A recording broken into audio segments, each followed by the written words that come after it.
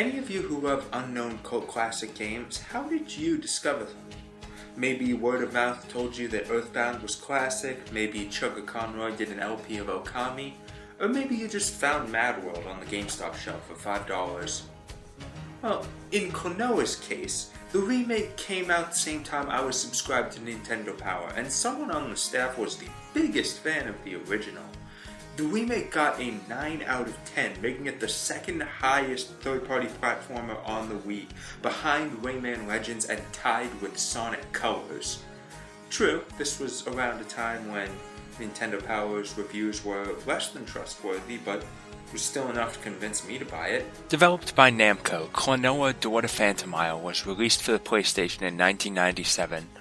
It's another one of those games that was popular in Japan but didn't sell well anywhere else despite high review scores.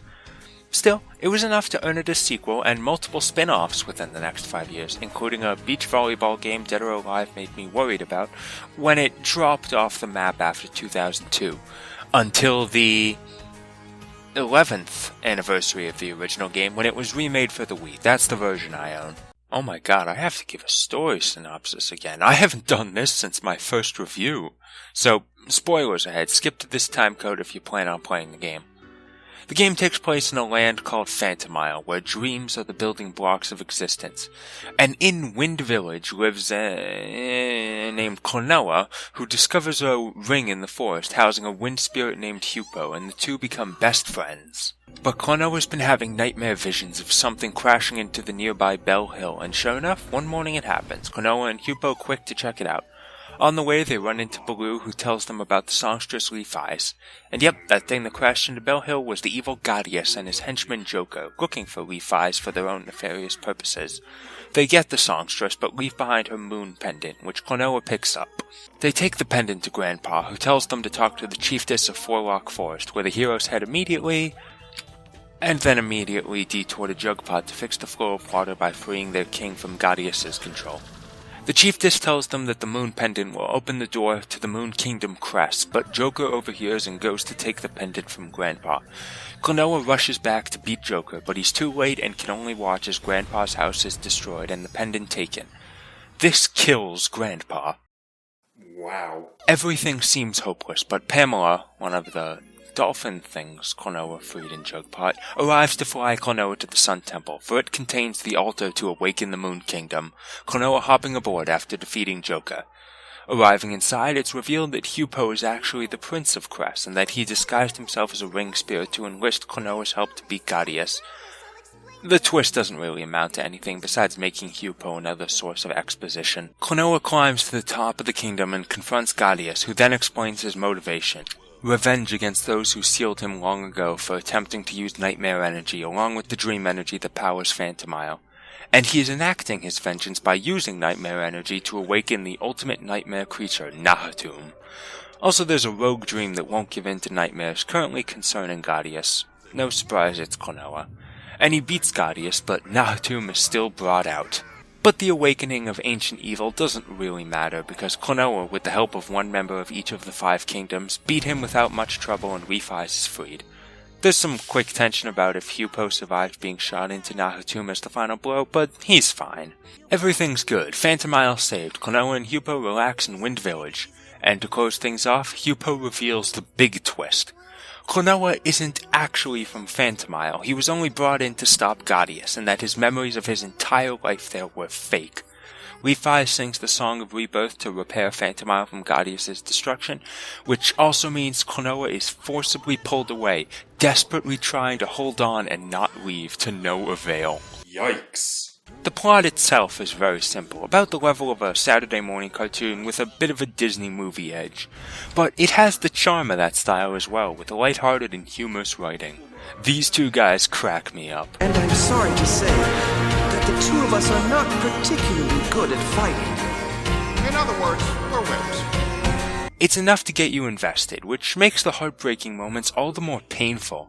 The voice acting follows suit. Purists will probably want to stick to the gibberish Phantomilian, as that's the one from the original game, but the new English voices are quite good too. Staying on the presentation side of things, the graphics are nice and a big improvement over the original. It's not the best looking game on the system, and the cutscene animations give away this was a budget title, but it's colorful and everything is distinct. The music is also damn nice, though it was only remastered from the original. It's composed very well. So that leaves the gameplay. It's a 2.5D puzzle platformer, and Klonoa only has a few options. He can jump and hover for a short distance in the air, which can get a little extra height in the Wii version. But his main gimmick is the wind bullet, which fires a short burst that can grab enemies. In your grasp, they can either be used for a double jump or can be tossed into the foreground and background too. The remake adds a stupid wind move that slows down enemies, but honestly, I've never used it. The gameplay's just fine without it. He's got just the right amount of speed, mid-air momentum, jump distance. It's super smooth on a D-pad. Little less so on an analog stick. Levels are pretty non-linear. I've gotten lost a few times, but not for especially long. And there's a benefit to the non-linearity, because there's hidden items in each stage. Not just extra lives, though you'll find those frequently. Every level has 6 people to rescue, though I don't have any footage of it because I was playing on a save file that had them all. Some of them are difficult to get, not because they're hard to find, but because you might use up the enemy needed to collect it. Yeah, you may need to know what's coming in advance sometimes. However, there are a few issues with the level design, divided cleanly between the beginning and the end. Early on, the game really wants to show off that it's 2.5D, which can make the navigation confusing about what'll count as a camera shift and what'll count as a bottomless pit. Speaking of, the end of the game is positively littered with death by falling and tiny platforms to avoid it. Klonoa controls well and the hover gives some leniency, but it's still incredibly easy to fall. Hell, falling will probably comprise all of your deaths. Damage will likely only kill you during the final boss. Though that might only be because the Wii version increased the number of hearts from 3 to 5. Yeah, this game is really easy. I'll forgive it some because it is a kid's game, but it doesn't excuse all the bosses outside the ending being pathetic. They're all predictable, weak, slow, and Joker even tells you some of their weaknesses before running off. They get better, but never difficult.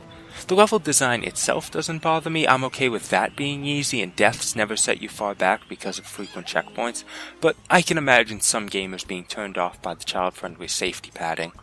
A complaint some reviewers had about the entire game, actually, so watch out for that if you want to be challenged. That is, if you're playing the original version. Beating the game on the Wii unlocks a bunch of bonus features like a movie viewer, character viewer, and alternate costumes from across the series' history. It also unlocks an extra vision that was also present on the PS1, a somewhat tough test of platforming and wind bullet used to climb a loose tower to reach Lafice. It'll test you, but not that much. It's mostly a series of short challenges, each preceded by a checkpoint and 9 extra lives. It doesn't take much to conquer it, and you get a music player for your trouble. It's the final unlockable I'm talking about, reverse mode. Activating it mirrors all the levels horizontally. Scary. Actually, that's not all it does. It adds a portal somewhere in the stage, and finding it isn't the only challenge. Each portal contains another short platforming sequence, like the extra vision, just reach the top. Except, it's hard. Really fucking hard. I'm not kidding. You have to be damn near frame perfect, using all of your abilities to their maximum to maintain height, hovering for that absolutely necessary tiny extra boost, jumping the instant you have an enemy, and repeating it when almost any failure means death.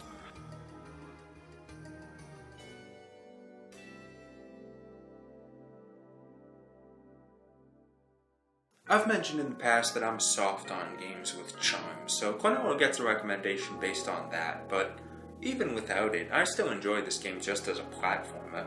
It's solid and fun, if not deep and challenging. It's short, 3 hours, but all the more reason to replay it. It's just, if you're a physical collector, this game gets pretty expensive. The PS1 version can easily exceed $100, and the Wii version close to $50. But if you don't care about having the disc, the game's available on PSN for $6, and I've seen it go on sale for $1. That price is a steal, but even if it's not on sale, full price is still totally worth it. And if you're a hardcore platformer fan who prides himself on challenge, I highly recommend you check out the Wii version of the game. Thank you for watching this video. If you enjoyed it, please consider subscribing. I'm also a part of a Let's Play channel you can check out if we ever upload, or you can look at my Twitter account where I've posted some strange things. I'm probably working on the next video now, so stay tuned. By the way, Namco, why isn't Klonoa 2 on PSN? Klonoa 1 is there. The GBA games that were released in English are available on the Wii U eShop. Why is Klonoa 2 the exception? Is it hard to emulate? I should really get a PS2.